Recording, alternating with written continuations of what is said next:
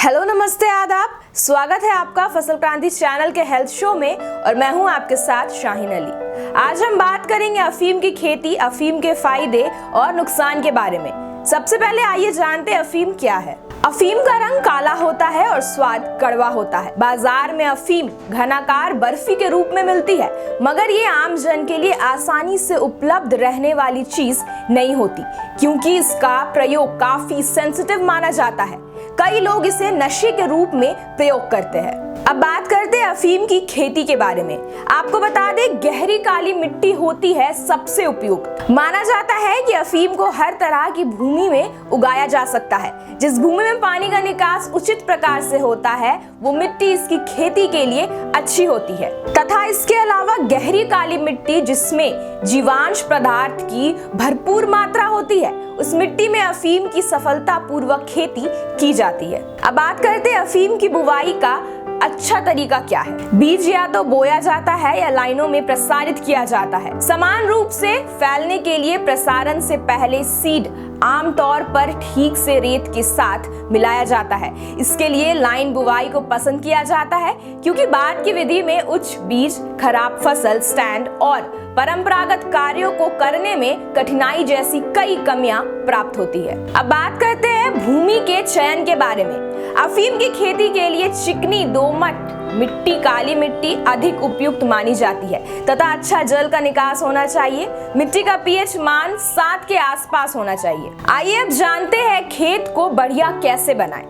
विशेषज्ञों का मानना है कि अफीम का बीज बहुत छोटा होता है, अतः खेत की तैयारी का महत्वपूर्ण योगदान होता है। इसलिए खेत की 2 बार खड़ी तथा आड़ी जुताई की जाती है। खेत की 3-4 जुताई करके मिट्टी को भुरभुरा बना लिया जाता है।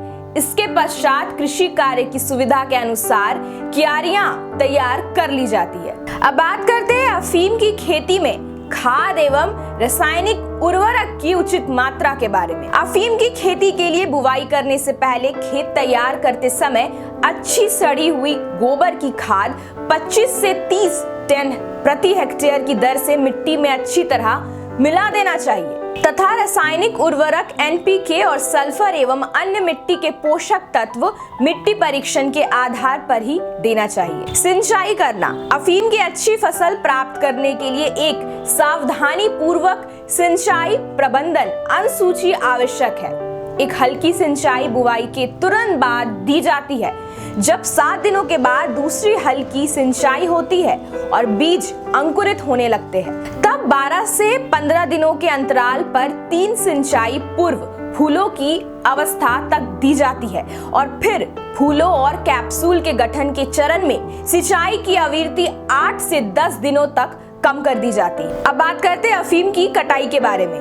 अफीम में जब अंतिम चिरे के बाद वनस्पति दूध निकलना बंद हो जाए, तो उसके पश्चात फसल को 20 से 25 दिन सूखने के लिए छोड़ दिया जाता है। सूखने के बाद डोडे को हाथों से तोड़कर एकत्रित किए जाते हैं और खुले स्थान पर सुखाकर डोडे से बीज निकाल लिए जाते हैं। आइए अब बात करते हैं अफीम के दुष्प्रभाव क्या है। अफीम का ज्यादा सेवन करना या उचित परामर्श के बिना सेवन करने से शरीर पर बहुत गंभीर दुष्प्रभाव भी हो सकते हैं, जैसे सांस लेने में दिक्कत होना, चक्कर आना, दिल की धड़कन कमजोर पड़ जाना, वेदना या तनाव महसूस करना, सर दर्द होना, असहज महसूस करना, सीने में दर्द होना, कम दिखाई देना या फिर ज्यादा पसीना आना या बेहोश हो जाना। आइए अब जानते हैं अफीम के फायदे के बारे में।